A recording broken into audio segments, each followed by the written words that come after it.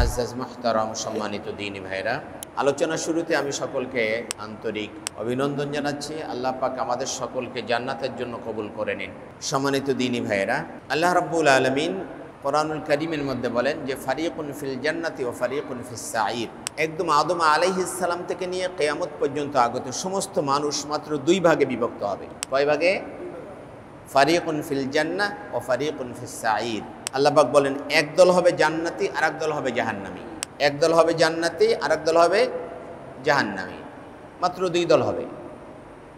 দুনিয়ার মধ্যে তো অনেক দল, তাই না? ওইখানে আর কোনো দল থাকবে না, মাত্র দুই দল। কেউ হবে জান্নাতি, যারা জান্নাতি হবে চিরস্থায়ীভাবে জান্নাতে থাকবে, আর এক দল হবে জাহান্নামী। জাহান্নামীদের মধ্যে আবার দুই ভাগ হবে। কিছু মানুষ আছে চিরস্থায়ীভাবে জাহান্নামী, আর কিছু মানুষ আছে নামাজ রোজা হজ যাকাত করার পরেও তারা জাহান্নামে যাবে। এখন কারা সেই মানুষগুলো জানা দরকার না? আমি সেই কাতারে পড়ে গেলাম কিনা? নামাজ রোজাও করছে, আবার যদি জাহান্নামে যেতে হয়, কেমন হলো বিষয়টা, তাই না? এখন আমাদের এই বিষয়গুলো জানা দরকার, এবং যাতে জাহান্নামে না যাই, জাহান্নামে যাতে যেতে না হয়, তার থেকে আত্মরক্ষা করা দরকার। দরকার কি না? কেননা আল্লাহ পাক বলছেন ইয়া আইয়ুহাল্লাযীনা আমানু, হে ঈমানদারগণ, কু আনফুসাকুম ওয়া আহলিকুম নারা। তুমি নিজে জাহান্নাম থেকে বাঁচো, পরিবারকে বাঁচাও। আল্লাহ পাক জাহান্নাম থেকে আমাদেরকে বাঁচার জন্য আদেশ করেছেন। ওয়াকুদুহান নাস ওয়াল হিজারা, যে জাহান্নামের ইন্ধন হবে, লাকড়ি হবে মানুষ এবং পাথর। মানুষ দিয়ে জাহান্নামের আগুন জ্বালানো হবে। ভাই, কি ভয়াবহ কথা! জাহান্নাম থেকে আমরা কিভাবে বাঁচতে পারি, এই জন্য বিষয়গুলো জানা খুব জরুরি। আমরা কেউ এক সেকেন্ডের জন্য জাহান্নামের আযাব সহ্য করার মতো ক্ষমতা রাখি না, ঠিক কি না? এই জন্য জাহান্নামে যাতে যেতে না হয়, আমাদেরকে এই বিষয়গুলো জানতে হবে। আল্লাহ পাক আমাদের সকলকে জাহান্নাম থেকে বেঁচে থাকার তৌফিক দান করুন, এবং জান্নাতীদের কাতারে আমাদেরকে শামিল হওয়ার তৌফিক দান করুন। আল্লাহ রাব্বুল আলামিন বলেন ফামান যুহযিহা আনিন নারি ওয়া উদখিলাল জান্নাতা ফাকাদ ফাজ। এর আগে বলছেন কুল্লু নাফসিন যায়িকাতুল মাউত, প্রত্যেক প্রাণীকে মৃত্যুর স্বাদ গ্রহণ করতে হবে। ওয়া ইন্নামা তুওয়াফাউনা উজুরাকুম ইয়াউমাল কিয়ামা। আল্লাহ বলছেন কিয়ামতের ময়দানে আমি তোমাদের দুনিয়ার যে তোমরা যে যা করেছো তার পারিশ্রমিক আমি পরিপূর্ণ করে দিব। দুনিয়াতে যে যা করেছো, এই নামাজ পড়তেছেন, রোজা রাখতেছেন, হজ করছেন, যাকাত দিচ্ছেন, মানুষের উপকার করতেছেন, রোগীর সেবা করতেছেন, মানুষের কল্যাণ করতেছেন, এর একটা প্রতিদান আছে না? আবার অনেকে ঘুষ খাচ্ছে, সুদ খাচ্ছে, ব্যভিচার করছে, মদ পান করতেছে, ইত্যাদি ইত্যাদি করতেছে না? এর একটা পাওনা আছে না? আল্লাহ বলছেন কিয়ামতের ময়দানে আমি প্রত্যেকের পাওনা পরিপূর্ণ করে দেব। ওয়া ইন্নামা তুওয়াফাউনা উজুরাকুম ইয়াউমাল কিয়ামা, কিয়ামতের ময়দানে প্রত্যেকের পাওনা আমি পরিপূর্ণ করে দেব। ফামান যুহযিহা আনিন নারি ওয়া উদখিলাল জান্নাতা ফাকাদ ফাজ। সেদিন যাকে জাহান্নাম থেকে রক্ষা করা হবে, জান্নাতে প্রবেশ করানো হবে। আপনি ইচ্ছা করলেই হবে না। আল্লাহ পাক বলছেন যাকে জাহান্নাম থেকে রক্ষা করা হবে, জান্নাতে প্রবেশ করানো হবে। প্রবেশ করাবেন কে? আল্লাহ। আল্লাহর দয়া, আল্লাহর মেহেরবানি, দয়া তাদের উপরে হবে যারা আল্লাহর হুকুম মেনে চলবেন। আল্লাহ বলছেন ফাকাদ ফাজ, তারাই সফল কাম। যাদেরকে জাহান্নাম থেকে মুক্ত করে জান্নাতে প্রবেশ করানো হবে তারা কি সফল কাম। ওমাল হায়াতুদ দুনিয়া ইল্লা মাতাউল গুরুর। দুনিয়ার জীবন এটা একটা তামাশা। এই দুনিয়ার জীবন নিয়ে তুমি ব্যস্ত হয়ে যেও না। এখন আমরা আখেরাতকে ভুলে যে দুনিয়ার জীবন নিয়ে মত্ত হয়ে আছি। দুনিয়া দুনিয়া, কি করে দুনিয়ায় লাভবান হব, এইটা আমাদেরকে পেয়ে বসেছে। দুনিয়ায় কিভাবে বড়লোক হব, দুনিয়ায় কিভাবে প্রতিষ্ঠিত হব। দুনিয়া আপনার জন্য হারাম নয়। দুনিয়া তো আপনার জন্য জরুরি আখেরাতের কল্যাণের জন্য, আখেরাতের কামাইয়ের জন্য, আখেরাতের জীবনে ধনী হওয়ার জন্য দুনিয়া আপনার জন্য জরুরি। কিন্তু সেইটা আপনি কিভাবে করবেন? দুনিয়াকে বলা হয়েছে আখেরাতের ক্ষেত। এখানে যেভাবে চাষাবাদ করবেন আপনি আখেরাতের ফসল সেভাবে পাবেন। আর দুনিয়া মাজরাআতুল আখিরা, খেতে যেমন সময় মতো চাষ করলে, বীজ বপন করলে, সেচ দিলে, আগাছা পরিষ্কার করলে মৌসুমের সময় ভালো ফসল পাওয়া যায়। দুনিয়াতে যদি আপনি আল্লাহ রাব্বুল আলামিনের উপর ঈমান আনেন, ঈমানের যে বিষয়গুলো আছে সব বিষয়গুলোর উপর ঈমান আনেন, আর ইসলামের উপরে জীবনযাপন করেন, তো আখিরাতে আপনি সেই ভালো ফসল পাবেন, জান্নাত। আর কোনো কৃষক যদি তার জমিতে চাষাবাদ না করে, বীজ বপন না করে, সেচ না দেয়, আগাছা পরিষ্কার না করে, তাহলে কি হবে? ওইখানে তো ফসল হবে না, ওইখানে আগাছা জন্মায় যাবে, ঠিক কি না? ঠিক দুনিয়াতে তাই। যারা ঈমান আনে নাই, যারা আল্লাহর রসুলের আদর্শ অনুসরণ করে চলে না, তারা আখিরাতে সেই ফসলই পাবে, আগাছা যেমন। তো আমরা আজকে সেই বিষয়গুলো জানব যে পৃথিবীর সমস্ত মানুষ দুই ভাগে বিভক্ত হবে, এক ভাগ জান্নাতি আর এক ভাগ জাহান্নামী। জান্নাতে যারা যাবে তারা চিরস্থায়ীভাবে জান্নাতে থাকবে, কিন্তু জাহান্নামে যারা যাবে এরা দুই ভাগে বিভক্ত। এক শ্রেণী চিরস্থায়ীভাবে জাহান্নামী, আর এক শ্রেণীর মানুষ আছে তাদের ঈমান থাকার কারণে, ঈমান এনেছিল, ভালো কাজও করেছে, আবার পাপের কাজ করেছে।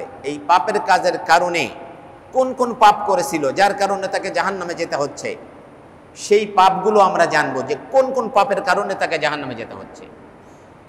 অর্থাৎ জান্নাত থেকে বঞ্চিত হওয়ার কারণটা কি, জান্নাত থেকে বঞ্চিত হওয়ার কারণটা কি, সেই কারণগুলো আমরা জানবো। তাহলে চিরস্থায়ীভাবে যারা জাহান্নামে যাবে তারা চার প্রকার। কয় প্রকার? চার প্রকার। এক প্রকার হলো, প্রথম হলো মুশরিক, যারা আল্লাহর সাথে অন্যকে শিরিক করে। এরা আল্লাহ রাব্বুল আলামিন বলেন যে ওমাই ইউশরিক বিল্লাহি ফাকাদ হারামাল্লাহু আলাইহিল জান্নাহ, যে ব্যক্তি আল্লাহ রাব্বুল আলামিনের সাথে অন্য কাউকে শরিক করে, অংশীদার সাব্যস্ত করে, তার জন্য জান্নাত হারাম, সে কখনোই জান্নাতে যেতে পারবে না। এরা চিরস্থায়ী জাহান্নামী। আল্লাহ বলছেন ইন্নাল্লাহা লা ইয়াগফিরু আন ইউশরাকা বিহি ওয়া ইয়াগফিরু মা দুনা যালিকা লিমান ইয়াশা, যে আল্লাহ রাব্বুল আলামিন শিরক ব্যতীত অন্য যত গুনাহ আছে এটা ইচ্ছা করলে ক্ষমা করে দিবেন, ইচ্ছা করলে শাস্তি দিবেন। কিন্তু শিরকের গুনাহ এমন একটি গুনাহ, এটা ক্ষমা করবেন না, এটা শাস্তি আল্লাহ দিবেনই, এটা ক্ষমা হবে না। এই জন্য তার জন্য জান্নাত হারাম। এই জন্য আমরা শিরিক করছি কিনা এ ব্যাপারে আপনাকে আমাকে সচেতন থাকতে হবে। আল্লাহর হাবিব সাল্লাল্লাহু আলাইহি ওয়াসাল্লাম বলেন যে আমার উম্মত দেবদেবীর পূজা করবে, বড় শিরিক করবে এটা হয়তো করবে না, কিন্তু আমি আশঙ্কা করি যে তারা ছোট ছোট গোপন শিরিক করবে। সাহাবারা বললেন ইয়া রাসূলুল্লাহ, গোপন শিরিক কি? আল্লাহর হাবিব বললেন রিয়া, মানুষকে দেখানোর জন্য ইবাদত করা। হ্যাঁ, গোপন শিরিক। হজ করতে যাচ্ছে, সবাইকে দেখবেন ফেসবুকে দিয়ে দিচ্ছে, ছবি তুলে একদম ফেসবুকে দিয়ে দিচ্ছে, আমি হজ করতে যাচ্ছি।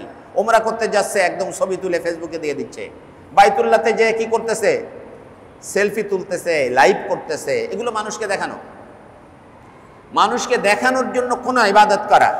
আল্লাহর হাবিব সাল্লাল্লাহু আলাইহি ওয়াসাল্লাম বলেন মান সাল্লা ইউরাই ফাকাদ আশরাকা ওয়া মান সামা ইউরাই ফাকাদ আশরাকা ওয়া মান তাসাদ্দাকা ইউরাই ফাকাদ আশরাকা।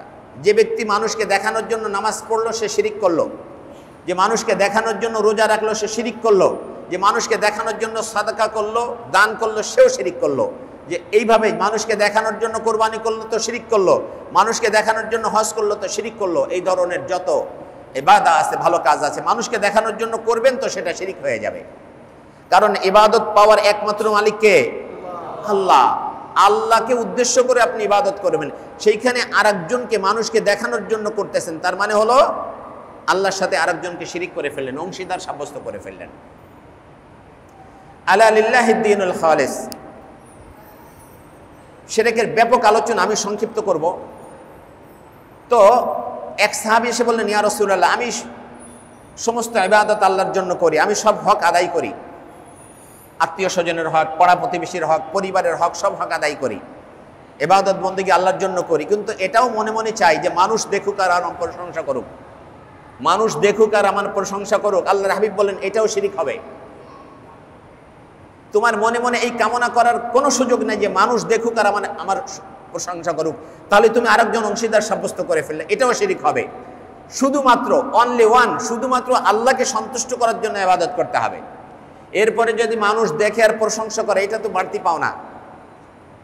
এটা আপনার জন্য কি বাড়তি পাওনা। সুতরাং আমরা যেন শিরিক না করি। আল্লাহ বলছেন ওমা ইউমিনু আকসারুহুম বিল্লাহি ইল্লা হুম মুশরিকুন, অনেক মানুষ আছে ঈমান আনে সাথে সাথে শিরিকও করে। কেমন শিরিক করে? এই কয়েকদিন আমি পেপার পত্রিকায় যেটা দেখলাম, বৃষ্টি হচ্ছে না তো কি করতেছে, ব্যাঙের বিয়ে দিচ্ছে। নাউজুবিল্লাহি মিন যালিক, ব্যাঙের বিয়ে দিলে বৃষ্টি দিবে। আস্তাগফিরুল্লাহল আযীম। বৃষ্টি দেওয়ার মালিক কে? তো তুমি আল্লাহকে ডাকো, তুমি ব্যাঙকে বিয়ে দিলে বৃষ্টি হবে, এটা কোথায় পেয়েছো? আস্তাগফিরুল্লাহ, এটা একটা শিরিক। এই ধরনের কর্ম করা কি এটা শিরিক? অথচ তারা মুসলমান। জীবনটাকে তামাশা মনে করেন নাকি? এগুলি কি তামাশা মনে করেন? এগুলি জীবনের প্রত্যেকটা কাজের হিসাব দিতে হবে আল্লাহর কাছে। এই ধরনের শিরিক থেকে যেন আমরা বেঁচে থাকতে পারি, আল্লাহ পাক আমাদেরকে তৌফিক দান করুন। কারণ শিরিকের গুনাহ এমন গুনাহ, এটা মাফ হবে না, তাকে জাহান্নামে যেতে হবে। বিশ্বনবী সাল্লাল্লাহু আলাইহি ওয়াসাল্লাম বলেন, তোমাকে যদি কেটে টুকরো টুকরো করে ফেলা হয়, তোমার যদি আগুনে পুড়িয়ে ফেলা হয়, তবুও তুমি আল্লাহর সাথে কাউকে শিরিক করবে না। হ্যাঁ, আর একটা আছে হাদিসে কুদসি, আল্লাহ রাসূল সাল্লাল্লাহু আলাইহি ওয়াসাল্লাম বলছেন যে ক্বালাল্লাহু আযজা ওয়া জাল্লা, আল্লাহ পাক বলছেন, ইয়া ইবনা আদম ইন্নাকা লাউ লাকাইতানি বিকরাবিল আরদি খাতাআন সুম্মা লাকাইতানি লা তুশরিক বি শাইআ লা আতাইতুকা কুরাবিহা মাগফিরাতান আও কামা ক্বালা আলাইহিস সালাতু ওয়াত তাসলিম। বিশ্বনবী সাল্লাল্লাহু আলাইহি ওয়াসাল্লাম বলছেন, আল্লাহ পাক বলতেছেন যে হে বনি আদম, আদমের সন্তানেরা শোনো, তুমি যদি দুনিয়া সমান গুনাহ করেছো, দুনিয়া সমান গুনাহ করে ফেলেছো, গুনাহ করতে করতে দুনিয়া ভরে ফেলেছো, এমন সমস্ত গুনাহ নিয়ে যদি আমার সামনে আসো, তার মধ্যে একটাও শিরিকের গুনাহ নেই, আমি আল্লাহ সমপরিমাণ ক্ষমা নিয়ে তোমার সাথে সাক্ষাৎ করব, আমি সব ক্ষমা করে দেব। কিন্তু এর মধ্যে যদি কোনো শিরিক থাকে আমি ক্ষমা করব না। এটার মানে এই নয় যে আপনি গুনাহ করবেন, এই জন্য হাদিসটা বলা হয় নাই, বলা হয়েছে শিরিকের গুনাহ কতটা মারাত্মক, এই জন্য বলা হয়েছে। হ্যাঁ, মানুষ তো ভুল করতে পারে, গুনাহ করতে পারে, সাথে সাথে মুমিন ব্যক্তি তওবা করবে। তাহলে আমরা শিরিকের গুনাহ থেকে যেন দূরে থাকি, আল্লাহ পাক আমাদেরকে শিরিকের গুনাহ থেকে দূরে থাকার তৌফিক দান করুন। 2 নম্বর হলো কাফের, চিরস্থায়ী জাহান্নামী যারা কাফের। আল্লাহ বলছেন ওয়াল্লাযীনা কাফারু ওয়া কাযযাবু বিআয়াতিনা উলাইকা আসহাবুন নার হুম ফিহা খালিদুন। সূরা বাকারার মধ্যে আল্লাহ বলছেন, যারা কুফরি করে আর আমার আয়াতকে অস্বীকার করে, উলাইকা আসহাবুন নার, এরাই জাহান্নামের অধিবাসী, হুম ফিহা খালিদুন, জাহান্নামে যারা চিরস্থায়ীভাবে থাকবে, এখান থেকে কখনো বের হতে পারবে না। কাফের। সূরা মায়েদার মধ্যে আল্লাহ 2 বার বলছেন ওয়াল্লাযীনা কাফারু ওয়া কাযযাবু বিআয়াতিনা উলাইকা আসহাবুল জাহিম। জাহিম জাহান্নামের নাম। বলছেন যারা কুফরি করে, আমার আয়াতকে অস্বীকার করে, তারা কি জাহান্নামে যাবে, এরা জাহান্নামী। সুতরাং এই আয়াত দ্বারা আমরা বুঝতে পারি যারা কুফরি করবে, যারা কাফের, তারা কি, তারাও জাহান্নামী এবং চিরস্থায়ী জাহান্নামী, এখান থেকে কখনো বের হতে পারবে না। কারণ জান্নাতে যাওয়ার শর্তই হলো তাকে ঈমান আনতে হবে। ঈমান, যখন যেই নবী এসেছেন সেই নবীর উপর ঈমান আনতে হবে, কিতাবগুলির প্রতি ঈমান আনতে হবে। আমরা তো সব করি, তাই না? আমরা আমার রসুলের আনুগত্য করি, রসুলকে বিশ্বাস করি, পূর্বের যত নবী এসেছিলেন সবাইকে বিশ্বাস করি যে তারা আল্লাহর নবী। যত কিতাব অবতীর্ণ হয়েছে সেগুলোকে বিশ্বাস করি, হ্যাঁ, ফেরেশতাদেরকে বিশ্বাস করি, পরকালকে বিশ্বাস করি, আল্লাহ এক, এটা বিশ্বাস করি। এরকম ঈমানের যে মৌলিক 6টি বিষয় আছে, সব কিছুকে বিশ্বাস করার নাম হলো ঈমান। সুতরাং জান্নাতে যাওয়ার প্রথম শর্ত হলো ঈমান আনতে হবে, এরপরে ভালো কাজ। ঈমানই নাই, এই ভালো কাজ দিয়ে কোনো লাভ হবে না। আর ঈমানের একটা শর্ত হলো আপনার জন্য যেই রসুল পাঠানো হয়েছে সেই রসুলের উপরে বিশ্বাস স্থাপন করা, আপনার জন্য যে কিতাব পাঠানো হয়েছে সেই কিতাবের উপর বিশ্বাস স্থাপন করা। এটা যদি আপনি না করেন তাহলে আপনি মুমিন নয়। তাহলে যারা কুফরি করেছে, আল্লাহ পাক বলছেন যে ইন্নাল্লাযীনা কাফারু ওয়া যালামু লাম ইয়াকুনিল্লাহু লিয়াগফিরা লাহুম ওয়া লা লিয়াহদিয়াহুম সাবিলা তরিকা ওয়া লা লিয়াহদিয়াহুম তরিকা। আল্লাহ বলছেন যারা কুফরি করলো আর জুলুম করলো, ইন্নাল্লাযীনা কাফারু ওয়া যালামু লাম ইয়াকুনিল্লাহু লিয়াগফিরা লাহুম, আল্লাহ রাব্বুল আলামিন তাদেরকে ক্ষমা করবেন না, ওয়ালা লিয়াহদিয়াহুম তরিকা, আর আল্লাহ পাক তাদেরকে রাস্তাও দেখাবেন না, ইল্লা তরিকা জাহান্নাম, হ্যাঁ একটাই রাস্তা দেখাবেন, সেটা হলো জাহান্নাম। খালিদিনা ফিহা আবাদা, সেখানে তারা চিরস্থায়ীভাবে থাকবে। তাহলে যারা কুফরি করলো তাদের জন্য কি চিরস্থায়ী জাহান্নাম। তাহলে মুশরিকের জন্য চিরস্থায়ী জাহান্নাম, যারা কাফের তার জন্য কি চিরস্থায়ী জাহান্নাম। এরপরে আছে মুনাফিক, যারা মুনাফিক, মুনাফিক আরো ভয়ঙ্কর, এই কাফেরদের চেয়েও ভয়ঙ্কর। আল্লাহর হাবিবকে সবচেয়ে বেশি কষ্ট দিয়েছে মুনাফিকরা। মুনাফিক বুঝেন তো, তাই না? সামনে একরকম, পিছনে আর একরকম। সামনে দেখায় যে আমি মুসলমান, আসলে সে মুসলমান নয়। মনে মনে ইসলামকে সে গ্রহণ করে নেই কখনো, ইসলাম সার্বিকভাবে প্রতিষ্ঠিত হোক এটা সে কখনো চায় না, ইসলামকে সে ভালোবাসতে পারে নাই। এদেরকে বলা হয় মুনাফিক।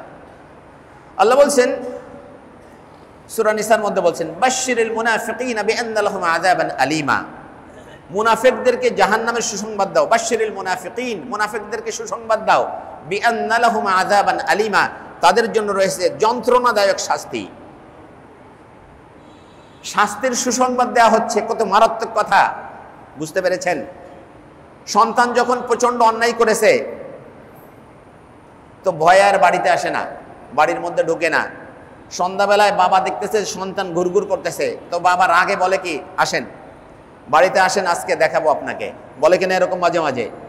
বাবা যখন সন্তানকে আপনি বলে, বুঝতে হবে যে এর মধ্যে কঠোর শাস্তির কথা রয়েছে। তো আল্লাহ পাক মুনাফিকদেরকে বলছেন তাদেরকে জাহান্নামের সুসংবাদ দাও। এই সুসংবাদ মানে হলো প্রচন্ড দুঃসংবাদ।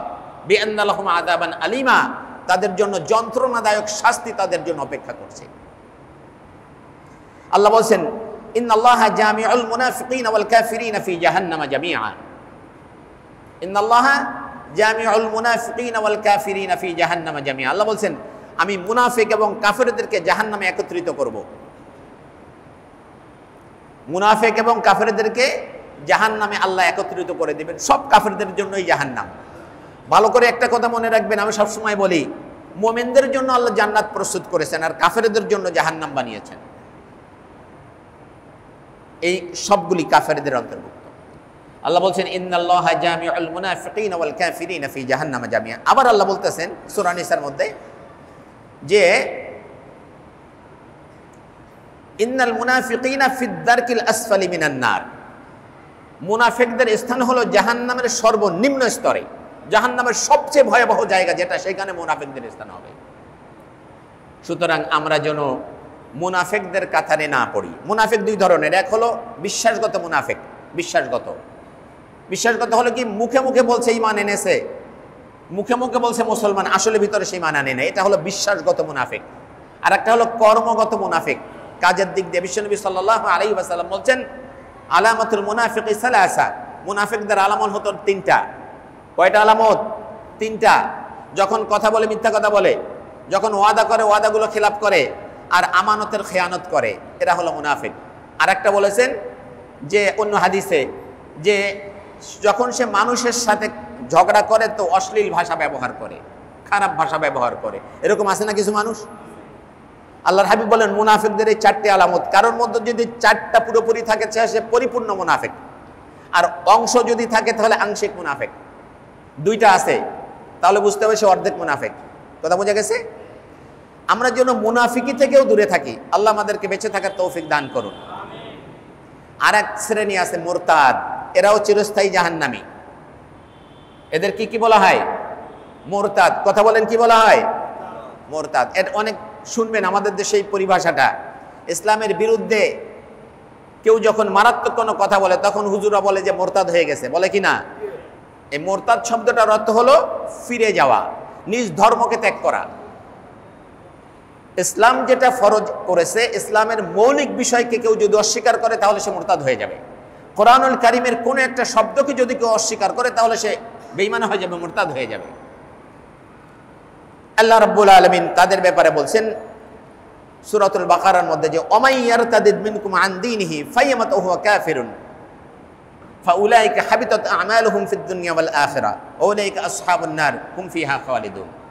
আল্লাহ বলছেন, ওমাই ইয়ারতাদিদ মিনকুম আন দীনিহি, যে ব্যক্তি তার দিন থেকে ফিরে গেল, তার দিন পরিত্যাগ করলো, ইসলামকে পরিত্যাগ করেছে। ইসলাম মুসলমান ছিল, মুসলমানের ঘরের সন্তান, মুসলমান ঘরের সন্তান, হ্যাঁ, অথবা মুসলমান হয়েছিল কিন্তু সেখান থেকে সে ফিরে গেল, পরিত্যাগ করেছে ইসলামকে। আন দীনিহি, তার দিনকে সে পরিত্যাগ করেছে। আল্লাহ বলছেন, ফায়ামুত অহুয়া কাফিরুন, আর ওই কাফের অবস্থায় সে মারা গেছে, তার মানে মুরতাদ হয়ে যাওয়া মানে হলো কাফের হওয়া। ফাউলাইকা হাবিতাত আমালুহুম ফিদ দুনিয়া ওয়াল আখিরা। আল্লাহ বলছেন, আল্লাহ রাব্বুল আলামিন দুনিয়া আখিরাতে তার যত ভালো কাজ আছে এগুলোকে বিনষ্ট করে দেবেন, এগুলোর সে কোনো কিছুই পাবে না, কারণ মুরতাদ হওয়ার কারণে তার সমস্ত ভালো কাজ আগে যেটা করেছিল সব বিনষ্ট হয়ে যাবে।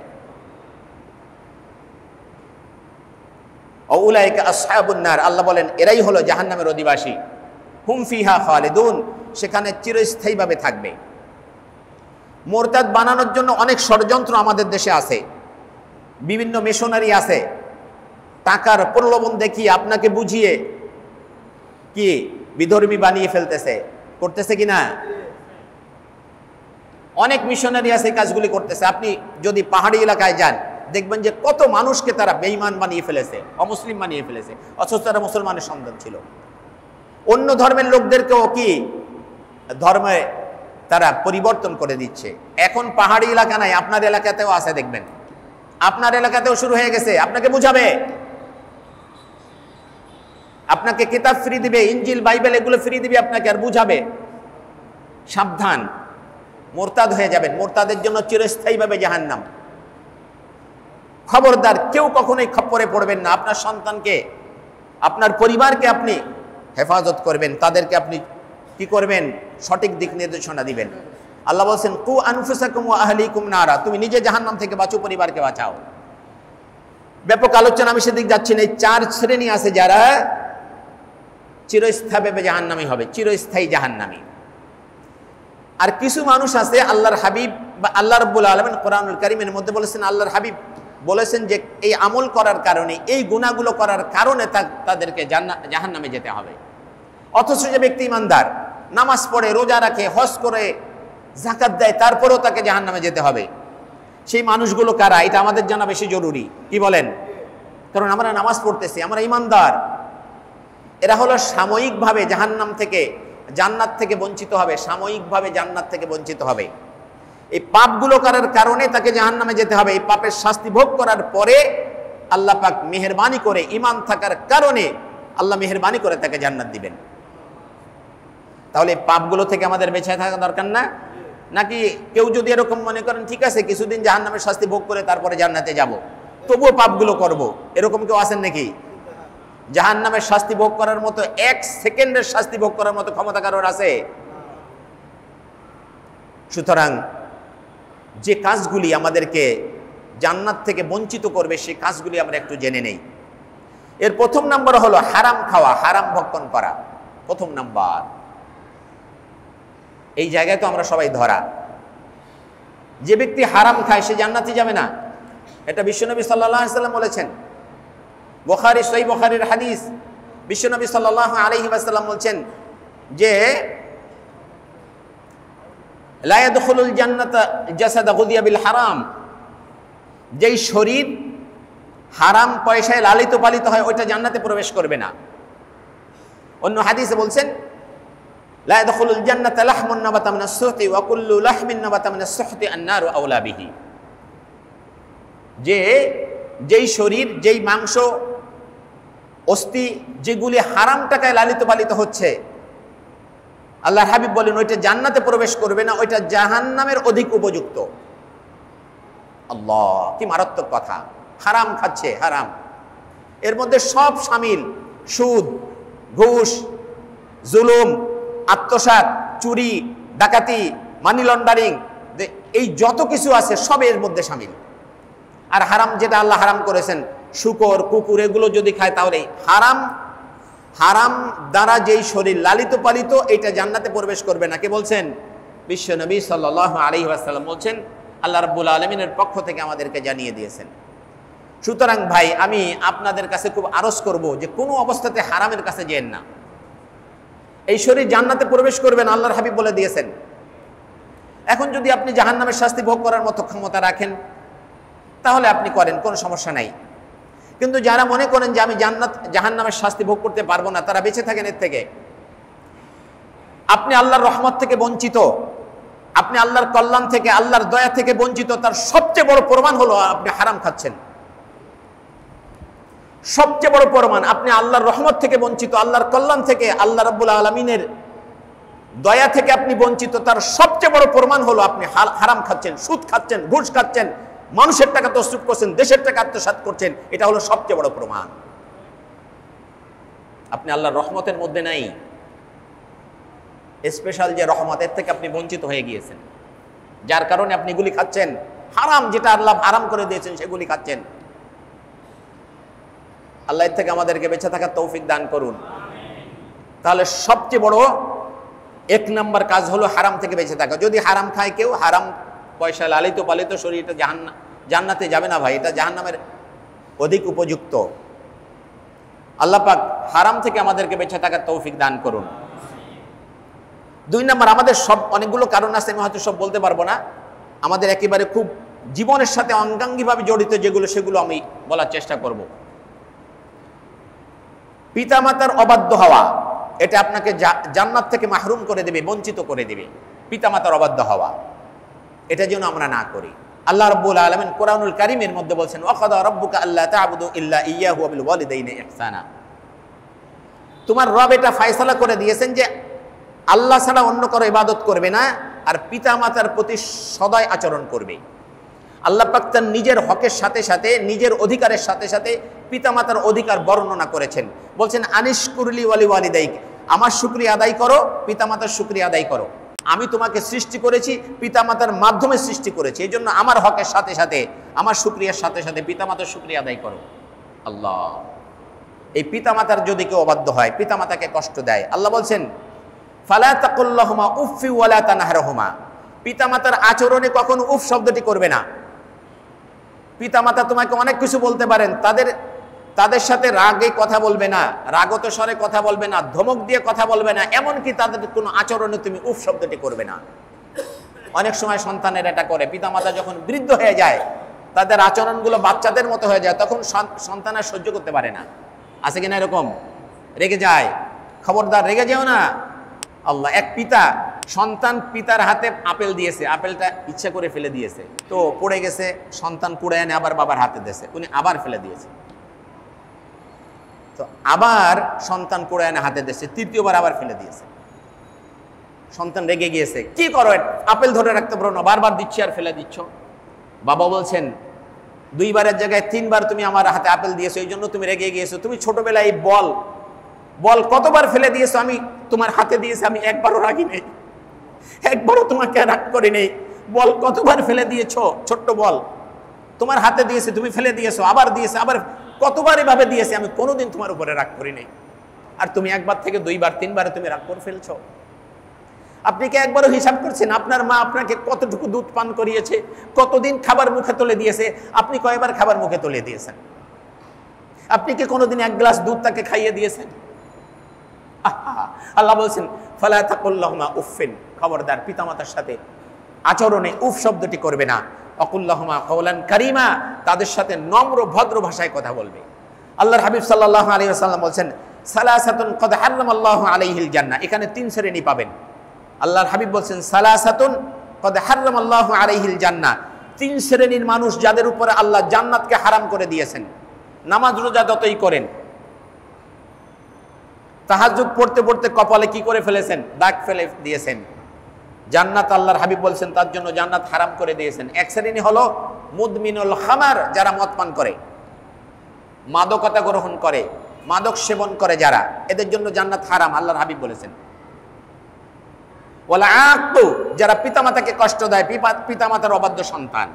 ওয়াদায়ুস আল্লাযী ইউকিরু ফি আহলিল খাবাস, আর হলো দায়ুস।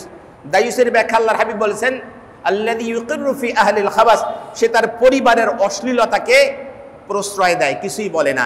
পরিবারের অধীনস্থ যারা আছে তারা অশ্লীলভাবে চলাফেরা করে, অশালীনভাবে চলাফেরা করে, আর পরিবারের গার্জিয়ান হয়ে সে কিছুই বলে না, এই ব্যক্তি হলো দায়ুস। আল্লাহর হাবিব বলেন, সে জান্নাতে প্রবেশ করবে না, আল্লাহ জান্নাত তার জন্য হারাম করে দিয়েছেন। এখন আপনি ডিসাইড করেন আপনি কি করবেন। দায়ুস কিন্তু ওই পুরুষকে বলা হয় যেই পুরুষের অধীনে মহিলারা অশ্লীলভাবে চলাফেরা করছে, তার পরিবারের লোকজন অশালীন আচরণ করছে, অশালীন চলাফেরা করছে, ওর বেটা কিছুই বলে না। এই সকল পুরুষকে আল্লাহর হাবিব দায়ুস বলেছেন, আর তাদের জন্য জান্নাত হারাম। আপনার পরিবারে এরকম আছে কিনা একটু সাবধান হন ভাই। তাহলে এখানে আমরা 3 শ্রেণী পেয়ে গেলাম, তাই না? এক হলো যারা মদ পান করে তারা জান্নাতে প্রবেশ করবে না, জান্নাত থেকে বঞ্চিত হবে, মাহরুম হবে। 2 নম্বর হলো যারা পিতামাতাকে কষ্ট দেয় তারা জান্নাত থেকে বঞ্চিত হবে। 3 নম্বর হলো যারা দায়ুস। অন্য হাদিসে আদ-দায়ুসু লা ইয়াদখুলুল জান্নাহ, দায়ুস কখনোই জান্নাতে প্রবেশ করবে না। তাহলে এই 3টা, আরেকটা হাদিস আছে এর কাছাকাছি, ওইখানে আরো 2 শ্রেণী পাবেন। আল্লাহর হাবিব সাল্লাল্লাহু আলাইহি ওয়াসাল্লাম বলেন এই সকল মানুষ জান্নাতে প্রবেশ করবে না। তার এক হলো যারা মদ পান করে, এটা আমরা আগে পেয়েছি, মদ পান করে। আর এক হলো যারা কাম্মার, জুয়া খেলে, জুয়া। আর এক হলো মান্নান, যারা মানুষকে খোটা দেয়, কোনো কিছু দান করে আবার এটা খোটা দেয়, উপকার করে খোটা দেয়। ভাইয়ের জন্য অনেক কিছু করেছে, বড় ভাই ভাইয়ের জন্য, ছোট ভাইয়ের জন্য অনেক কিছু করেছে, বা ছোট ভাই বড় ভাইয়ের জন্য অনেক কিছু করেছে। একটু ঝগড়া হয়েছে, তখন বলে তোর জন্য আমি এই করছিলাম না। আছে কিনা এরকম? এটা খোটা দেয়া হলো। এই খোটা যারা দেয়, আল্লাহর হাবিব বলছেন তারা জান্নাতে প্রবেশ করবে না। আপনি খোটা দিতে যেয়েন না। আপনি করেছেন আল্লাহর রাস্তায় করেন, আল্লাহর রাস্তায় করেন, এটা কখনো বলতে যাবেন না। হ্যাঁ, তাহলে ওইখানে আমরা 3 শ্রেণী পেয়েছি, এখানে আরো 2 শ্রেণী নতুন পেলাম। একটা হলো কাম্মার, যারা জুয়া খেলে। আর একটা হলো মান্নান, যারা মানুষকে খোটা দেয়। হ্যাঁ, এটা আর এক শ্রেণী। তাহলে এখানে 2 হাদিসের মাধ্যমে আমরা 5 শ্রেণীর মানুষ পাইলাম যারা জান্নাত থেকে মাহরুম হবে। ঈমান থাকা সত্ত্বেও, নামাজ রোজা হজ যাকাত করা সত্ত্বেও তারা জান্নাত থেকে বঞ্চিত হবে। এই 5 শ্রেণীর মানুষ তারা কারা? এক হলো মদ পান করে যারা, হ্যাঁ। 2 নম্বর হলো যারা পিতামাতাকে কষ্ট দেয়। 3 নম্বর হলো যারা জুয়া খেলে। জুয়ার মদ এই দুটা কাছাকাছি, একটার সাথে আর একটা জড়িত, জানেন তো? জুয়ার আসরে মদ না খাইলে বলে জুয়া জমে না, আর মদের আসরে জুয়া না খেললেও বলে মদ খাওয়া তাদের পরিপূর্ণ হয় না। এই দুইটা খুব একটার সাথে আর একটা রিলেটেড। আর একটা হলো যারা মানুষকে খোটা দেয়, হ্যাঁ, উপকার করে খোটা দেয়। আর একটা হলো দায়ুস। এই 5 শ্রেণীর মানুষ আল্লাহর হাবিব বলেছেন তারা জান্নাতে প্রবেশ করবে না। আমরা কি সেই দলে আছে কিনা, এই কোনোটার মধ্যে আছে কিনা একটু ভালো করে খেয়াল করতে হবে। আল্লাহ সবাইকে হেফাজত করুন। পিতা মাতার অবাধ্য হওয়া যাবে না। আরেক শ্রেণীর মানুষ রয়েছে যারা প্রতিবেশীকে কষ্ট দেয়। প্রতিবেশীকে যারা কষ্ট দেয় তাদের ব্যাপারেও বিশ্বনবী সাল্লাল্লাহু আলাইহি ওয়াসাল্লাম বলেছেন তারা জান্নাতে প্রবেশ করবে না। ওই ব্যক্তি জান্নাতে প্রবেশ করবে না যে প্রতিবেশীকে কষ্ট দেয়। বাওয়ায়েক বলা হয় আসলে মুখ দ্বারা বা হাত দ্বারা কষ্ট দেওয়া। মানুষ তো এই দুইটা দিয়েই কষ্ট দেয়, মুখের দ্বারা বা হাতের দ্বারাই কষ্ট দেয়, তাই না? অর্থাৎ তার সমস্ত রকম অনিষ্ট থেকে প্রতিবেশীকে কোনো রকম কষ্ট যে ব্যক্তি দেয় সে ব্যক্তি জান্নাতে প্রবেশ করবে না। এই জন্য আমরা যেন প্রতিবেশীকে কষ্ট না দেয় এই ব্যাপারে আমাদেরকে সতর্ক থাকতে হবে। আর এক হাদিসে আসছে বিশ্বনবী সাল্লাল্লাহু আলাইহি ওয়াসাল্লাম বলেন, আল্লাহি লা ইউমিনু, আল্লাহি লা ইউমিনু, আল্লাহি লা ইউমিনু। কিলা মান ইয়া রাসূলুল্লাহ? আল্লাযী লা ইউমিনু জারহু বাওয়াইকাহু। আল্লাহর হাবিব বলেন আল্লাহর কসম ওই ব্যক্তি মুমিন নয়, আল্লাহর কসম ওই ব্যক্তি মুমিন নয়, আল্লাহর কসম ওই ব্যক্তি মুমিন নয়। সাহাবারা বললেন, ইয়া রাসূলুল্লাহ, কোন সে ব্যক্তি? 3 বার কসম করে বলতেছেন কোন সে ব্যক্তি? আল্লাহর হাবিব বললেন, যার অনিষ্ট থেকে তার প্রতিবেশী নিরাপদ নয় সে ব্যক্তি তো মুমিনই নয়। তাহলে আপনি নামাজ রোজা করছেন, হজ করতেছেন, যাকাত দিচ্ছেন, নামাজ পড়তে পড়তে কপালে কালো দাগ ফেলে দিয়েছেন, কিন্তু প্রতিবেশীকে কষ্ট দেন, আপনি জান্নাতি নয়। আল্লাহর হাবিব বলছেন। আমি এটার ব্যাপারে একটা আলোচনা করেছিলাম, দীর্ঘ আলোচনা। আল্লাহর হাবিবের কাছে সাহাবারা এসে বলছেন, ইয়া রাসূলুল্লাহ, আমাদের এলাকায় এক মহিলা আছে, অনেক নামাজ রোজা করে, অনেক দান সাদাকা করে, কিন্তু মানুষকে কষ্ট দেয়, কথার দ্বারা কাজের দ্বারা মানুষকে কষ্ট দেয়। আল্লাহর হাবিব বলেন সে জাহান্নামী। আর একজন মহিলার কথা বললেন, ইয়া রাসূলুল্লাহ, সে নামাজ রোজা ফরজ ওয়াজিব যা আছে সেটা করে, সুন্নাত যতটুকু পারে করে, হ্যাঁ, দান সাদাকা যতটুকু পারে করে, কিন্তু মানুষের সাথে সদ আচরণ করে। আল্লাহর হাবিব বলেন এই মহিলা জান্নাতি। মানুষকে কষ্ট দিলে সে, আল্লাহর হাবিব বলেছেন সে জাহান্নামী। এই জন্য আমরা প্রতিবেশীকে বা মানুষকে কষ্ট দেওয়া থেকে দূরে থাকবো। আল্লাহ তৌফিক দান করুন। আরেক রয়েছে আত্মীয়তার সম্পর্ক ছিন্নকারী। যে আত্মীয়তার সম্পর্ক ছিন্ন করবে সে জান্নাত থেকে বঞ্চিত হবে। আমরা কি চাই না যে আমরা জান্নাতে যাব? আত্মীয়তার সম্পর্ক আপনাকে বজায় রাখতে হবে। বিশ্বনবী সাল্লাল্লাহু আলাইহি ওয়াসাল্লাম বলেন লা ইয়াদখুলুল জান্নাতা কাতিআন, অন্য রিওয়ায়াত আছে কাতিউর রহিম, আত্মীয়তার সম্পর্ক ছিন্নকারী জান্নাতে প্রবেশ করবে না। হাদিসটি সহিহ বুখারী এবং সহিহ মুসলিম উল্লেখ করা হয়েছে। বিশ্বনবী সাল্লাল্লাহু আলাইহি ওয়াসাল্লাম বলছেন যে ব্যক্তি আত্মীয়তার সম্পর্ক ছিন্ন করলো সে কি জান্নাতে প্রবেশ করবে না। এখন এই কথাটা আমরা অনেকে বলি যে হুজুর আমি তো আত্মীয়র সাথে ভালো আচরণ করতে চাই, করি, কিন্তু তারা আমার সাথে ভালো আচরণ করে না, এক্ষেত্রে আমি কি করব? এক্ষেত্রে আপনি আত্মীয়তার সম্পর্ক বজায় রাখবেন। এই কথা সাহাবারা বললেন, ইয়া রাসূলুল্লাহ, আমি তো আমার আত্মীয়র সাথে ভালো আচরণ করি, কিন্তু তারা আমার সাথে ভালো আচরণ করে না, আমি কি করব? আল্লাহর হাবিব কি বলছেন দেখেন। আল্লাহর হাবিব সাল্লাল্লাহু আলাইহি ওয়াসাল্লাম বলছেন, তোমার আত্মীয় তোমার সাথে ভালো আচরণ করে, তুমি ওর সাথে ভালো আচরণ করলা, এটা তো প্রতিদান, এটা তো আত্মীয়তার সম্পর্ক রক্ষা করা হলো না। বরং আত্মীয়তার সম্পর্ক রক্ষা করা হবে তখন যখন আত্মীয় তোমার সাথে সম্পর্ক ছিন্ন করে, তারপরেও তুমি তার সাথে সম্পর্ক বজায় রাখো। যখন আত্মীয়তার সম্পর্ক ছিন্ন করে দেয় তারপরেও তুমি তার সাথে আত্মীয়তার সম্পর্ক বজায় রাখতেছো, তখন তুমি আত্মীয়তার সম্পর্ক রক্ষাকারী হবে। হাদিসটি সহিহ বুখারীতে এসেছে। তার মানে হলো আত্মীয় আপনার সাথে খারাপ ব্যবহার করার পরেও যেন আপনি তার সাথে ভালো ব্যবহার করবেন। এক্ষেত্রে আমি বলি যে আপনি একটু উদার হয়ে যান। সে আপনার সাথে খারাপ ব্যবহার করছে বলে আপনি খারাপ ব্যবহার করবেন, এমনটি যেন না হয়। আপনি সে খারাপ দেখে আপনি খারাপ হবেন তা নয়, আপনি উদার হয়ে যান, আপনি ভালো হয়ে যান, আপনি ভালোর পরিচয় দেন। একজন খারাপ দেখে আপনিও খারাপ হবেন তাই হয় নাকি? তাহলে তার মধ্যে আপনার মধ্যে পার্থক্য থাকলো কি? হ্যাঁ, আপনি সৎ আচরণ করেন, উত্তম আচরণ করেন, তাহলেই না আপনার শ্রেষ্ঠত্ব প্রমাণিত হবে। আল্লাহ তৌফিক দান করুন। আরেক শ্রেণীর মানুষ রয়েছে যারা মুমিনকে হত্যা করে, তারা জান্নাত থেকে মাহরুম হবে। মুমিন ব্যক্তিকে হত্যা করে, আল্লাহ পাক কোরআনুল কারীমের মধ্যে বলছেন, ওমান কাতালা মুমিনান মুতাআম্মিদান ফাজাসাউহু জাহান্নাম খালিদান ফিহা ওয়া গাদিবাল্লাহু আলাইহি ওয়া লা'নাহু ওয়া আ'আদ্দা লাহু আযাবান আযীমা। যে ব্যক্তি কোনো মুমিনকে ইচ্ছাকৃত হত্যা করলো, আল্লাহ পাক বলছেন ফাজাসাউহু জাহান্নাম, তার জন্য রয়েছে জাহান্নাম, খালিদান ফিহা, চিরস্থায়ীভাবে সেখানে থাকবে।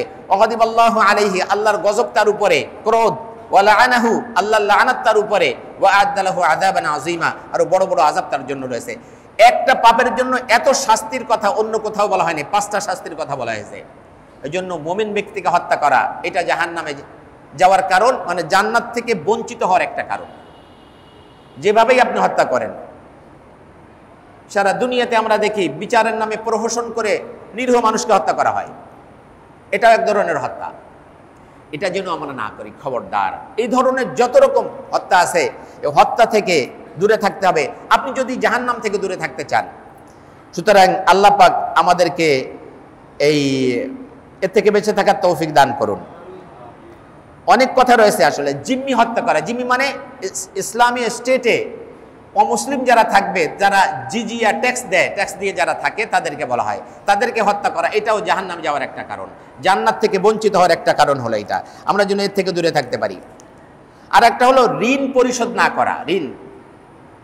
ঋণের গুনাহ যে এত বড় গুনাহ, ঋণ রেখে মারা যাওয়া যে কত বড় অপরাধ, এটা যদি মানুষ বুঝতো তাহলে ঋণ রেখে তার ঘুম আসতো না। আল্লাহ, ঋণ রেখে তাহলে সে ঘুমাতে পারতো না, ঘুমটা নষ্ট হয়ে যেত তার।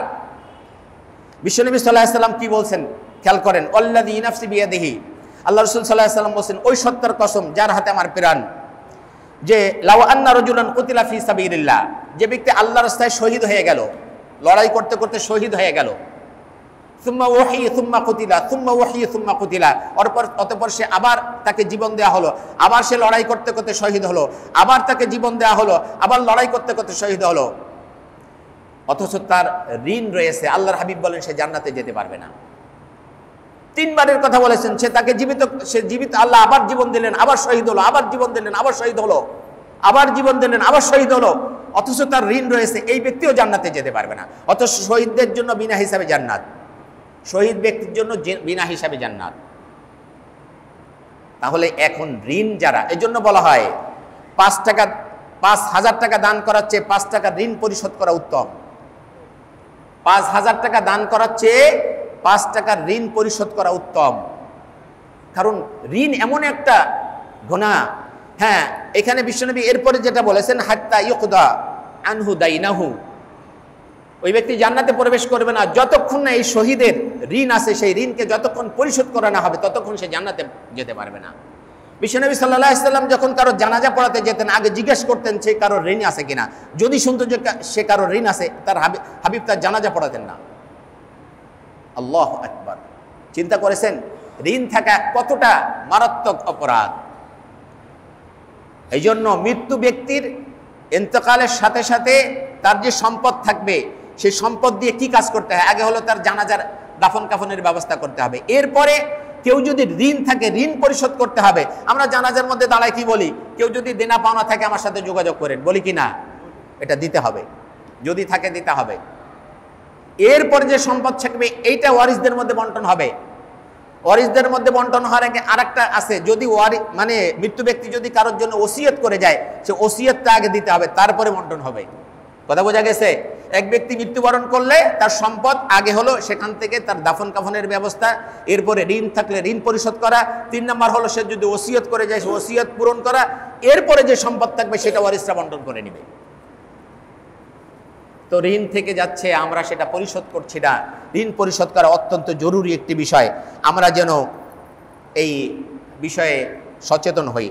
আরেকটা হলো রাসূল পাক সাল্লাল্লাহু আলাইহি ওয়াসাল্লামের উপর মিথ্যা আরোপ করা। বিশ্বনবী সাল্লাল্লাহু আলাইহি ওয়াসাল্লাম বলেন, মান কাযিবা আলাইয়া মুতাআম্মিদান ফালইয়াতাবাওয়া মাকআদাহু মিনান নার। যে ব্যক্তি আমার উপরে মিথ্যা আরোপ করলো, আমি যে কথা বলি নাই সেই কথা সে বলে যে এটা হাদিস। বিশ্বনবী বলেন নাই কিন্তু সে বলতেছে এটা হাদিস। আল্লাহর হাবিব বলেন, যে ব্যক্তি আমার ব্যাপারে মিথ্যা কথা বলল সে যেন নিজের স্থান জাহান্নামে করে নিল। সুতরাং হাদিস যেটা না সেটা হাদিস বলে চালাই দিলেন, এটার থেকে দূরে থাকবেন, খবরদার। এরকম কথা যেন আমরা কেউ না বলি, মারাত্মক গুনাহের কথা। এরপর আছে অহংকার করা। অহংকার, সময় শেষ হয়ে আসছে। আল্লাহর হাবিব সাল্লাল্লাহু আলাইহি ওয়াসাল্লাম বলছেন যে আল্লাহ পাক বলতেছেন হাদিসে কুদসি, ক্বালাল্লাহু আযজা ওয়া জাল্লা আল কিবরিয়াউ রিদাই ওয়াল আজমাতু ইজারি ফামান নাযাআনি ওয়াহদান মিনহুমা আদখালাহুল জাহান্নাম। আল্লাহ পাক বলতেছেন যে অহংকার হলো আমার চাদর আর গর্ব করা এটা হলো আমার লুঙ্গি। এই দুইটা যে কোনোটা নিয়ে যদি কেউ টানাটানি করে, অর্থাৎ অহংকার করে গর্ব করে চলে, আল্লাহ পাক বলেন আমি অবশ্যই তাকে জাহান্নামে নিক্ষেপ করব। কেন অহংকার দেখেন ভাই? কিছু টাকা হয়েছে এই জন্য? কেন অহংকার করেন? কিছু ক্ষমতা আছে এই জন্য? কিচ্ছু নাই, কিচ্ছু না। আজকে মরে গেলে ওই গরিব রিক্সাওয়ালা যে ব্যক্তি রিক্সা চালায় তাকে যেই মাটিতে রাখবে আপনাকে ওই একই মাটিতে রাখবে, ওই ছোট্ট একটা ঘর। আপনি দেখেন না, ও তো আপনার ভাই, যার ব্যাপারে আপনি অহংকার করছেন সেও আদমের সন্তান, আপনি আদমের সন্তান। সুতরাং অহংকার করবেন না। অহংকার করা এটা এমন একটি গুনাহ, বিশ্বনবী সাল্লাল্লাহু আলাইহি ওয়াসাল্লাম বলছেন যার অন্তরে জাররা পরিমাণ, জাররা অর্থাৎ সরিষা পরিমাণ অহংকার থাকে তাকে জাহান্নামে নিক্ষেপ করা হবে, সেও জাহান্নামে যাবে। সুতরাং অহংকার থেকে যেন আমরা দূরে থাকতে পারি। আর একটা হাদিস বলে শেষ করে দেবো, আরো কিছু শ্রেণী আছে, আমরা অনেকগুলো বিষয় পাইলাম, তাই না? এই হাদিসটা বলে শেষ করে দেবো। হাদিসটা মুসলিম শরীফে এসেছে। বিশ্বনবী সাল্লাল্লাহু আলাইহি ওয়াসাল্লাম বলেন, সিনফান মিন আহলিন নার লাম আরাহুমা। 2 শ্রেণীর জাহান্নামী আছে যাদেরকে এখনো আমি দেখি নাই। তার মানে রসুলের যুগে ছিল না, পরে আবিষ্কার হয়েছে, তাই না? কথা তাই না? আল্লাহর হাবিব বলেন 2 শ্রেণীর জাহান্নামী আছে এখনো যাদেরকে আমি দেখি নাই। কওমুম মা'হুম সিবাতুন কা'আযনাবিল বাকরি ইয়াদরিবুনা বিহান নাস ওয়া নিসাউন কাসিয়াতুন আরিয়াতুন মুমিলাতুন মাইলাতুন রুউসুহুন্না কা'আসনিবাতিল বুখতিল মাইলা আও কামা ক্বালা আলাইহিস সালাতু ওয়াসসালাম। বিশ্বনবী সাল্লাল্লাহু আলাইহি ওয়াসাল্লাম বলেন 2 শ্রেণীর জাহান্নামী আছে যাদেরকে এখনো আমি দেখি নাই। এক শ্রেণী হলো যাদের হাতে বকরির লেজের মতো লাঠি থাকবে আর এর দ্বারা মানুষকে আঘাত করবে, মানুষকে মারবে। এটা 2 ব্যাখ্যা। এক হলো এই শ্রেণীর কিছু মানুষ আছে দেখবেন তাদের হাতে অস্ত্র আছে, তাদের হাতে লাঠি আছে, অথবা লাঠি লাগে না, এমনি চড় থাপ্পড় দেয়, মারতেছে, আছে কিনা এরকম? বিনা কারণে, সামান্য কারণে মারতেছে, এটা একটা। এটার আরেকটা ব্যাখ্যা মুহাদ্দিসিনে কেরাম করেছেন, অর্থাৎ তার হাতে প্রশাসনের ক্ষমতা আছে আর এর দ্বারা মানুষের উপর সে জুলুম করে, এরকম যদি হয়। আরেক শ্রেণী হলো নিসাউন কাসিয়াতুন আরিয়াতুন, এমন মহিলা পোশাক পরে কিন্তু উলঙ্গ। নিসা, আল্লাহর হাবিব ভাষা ব্যবহার করেছেন নিসাউন কাসিয়াতুন আরিয়াতুন, পোশাক পরছে কিন্তু উলঙ্গ। পোশাক পরে উলঙ্গ কেমন হয়? এমন পাতলা পোশাক পরেছে যে সব দেখা যায়, অথবা এমন টাইট পোশাক পরেছে সব বোঝা যায়, অঙ্গ প্রত্যঙ্গগুলো বোঝা যায়, এরকম। এটা আপনারা ভালো বুঝেন, আমি ইশারায় শুধু বললাম, আপনারা সচেতন, সবাই জানেন, বোঝেন। আল্লাহর হাবিব বলেন এরা নিজেরা পুরুষের দিকে আকৃষ্ট হয় আর পুরুষদেরকে নিজের দিকে আকৃষ্ট করে। তারা কি করে? নিজেদের চুলগুলো, মাথার চুলগুলো বুখতে চুটের মতো ফুলায় রাখে। চুল ফোলে না, পার্লারে যে তারপরে ফুলায়, এরপরে বেটাদেরকে দেখায় বেড়ায়। আছে কিনা এরকম? এদের কথা বলেছেন আল্লাহর হাবিব, বলে এখনো আমি দেখি নেই। আল্লাহর হাবিব বলছেন এখনো এদেরকে আমি দেখি নেই, কিন্তু এরা জাহান্নামী। এরা পরে বের হবে, এখন বের হয়ে গেছে। প্রচুর দেখবেন এরকম। হ্যাঁ, আল্লাহর হাবিব বলছেন এরা জান্নাতে তো যাবেই না, জান্নাতের ঘ্রাণও তারা পাবে না, অথচ জান্নাতের ঘ্রাণ হাজার হাজার মাইল দূর থেকে তার ঘ্রাণ পাওয়া যাবে। এই শ্রেণীর, দুই শ্রেণীর মানুষ তারা জান্নাতে প্রবেশ করবে না। সুতরাং আমরা যেন এর থেকে দূরে থাকি। এরকম আরো আছে আত্মসাৎ করা। আত্মসাৎ এটা মারাত্মক। বিশেষ করে দেশের টাকা, সরকারি টাকা, সমিতি, মসজিদ, মাদ্রাসা কমিটি ইত্যাদি ইত্যাদি, যে আত্মসাৎ করা, যে কোনো আত্মসাৎ। একটা হাদিস শুধু বলি, আব্দুল্লাহ ইবনে আমর রাদিয়াল্লাহু আনহু থেকে বর্ণিত। তিনি বলেন যে এক ব্যক্তিকে আল্লাহর হাবিব বাইতুল মালের দায়িত্ব দিয়েছিলেন, সরকারি যে কোষাগার, এটা দায়িত্ব দিয়েছিলেন। এই ব্যক্তি মারা যাওয়ার পরে বিশ্বনবী সাল্লাল্লাহু আলাইহি ওয়াসাল্লাম বললেন যে সে জাহান্নামী।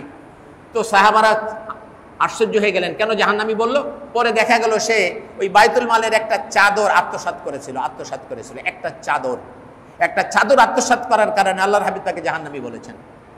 এখন যারা ভাই সরকারি মাল দরিয়ে ঢাল এমন ভাবে আত্মসাৎ করতেছে, কোটি কোটি টাকা, শত কোটি টাকা, হাজার কোটি টাকা আত্মসাৎ করতেছে, তাদের কি হবে বলেন? আল্লাহ জনগণের টাকা আত্মসাৎ করতেছে, আছে কিনা? নাকি আপনারা জানেন না? চুপ আছেন যে সবাই? আল্লাহ থেকে আমাদেরকে বেঁচে থাকার তৌফিক দান করুন। এরকম আরো কিছু গুনাহ রয়েছে। আত্মহত্যা করা, যারা আত্মহত্যা করে তারা জান্নাতে প্রবেশ করবে না, জান্নাত থেকে বঞ্চিত হবে। সুতরাং আমরা নামাজ, রোজা, হজ, যাকাত, সাদাকা এগুলো করার পরেও যদি আমরা এগুলো করি তাহলে জাহান্নামে যেতে হবে ভাই। সুতরাং এই কাজগুলো থেকে যেন আমরা দূরে থাকতে পারি, আল্লাহ পাক আমাদেরকে তৌফিক দান করুন।